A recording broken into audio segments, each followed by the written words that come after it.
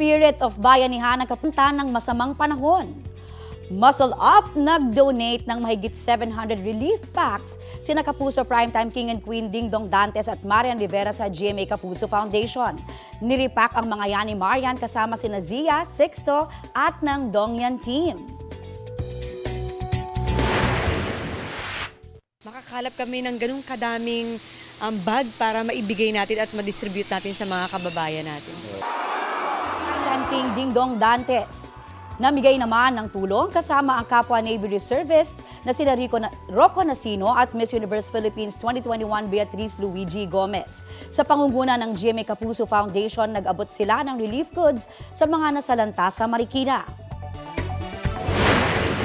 One of the few things that we do as reservists, kaya kung saan mo may pangangailangan, ando kami, especially sa GMA Kapuso Foundation. Mukhang nakakapaghatid kami ng ngiti dito, so malaking bagay na yun. Sa Cebuana, personal ko naranasan ito in 2021 during Odette.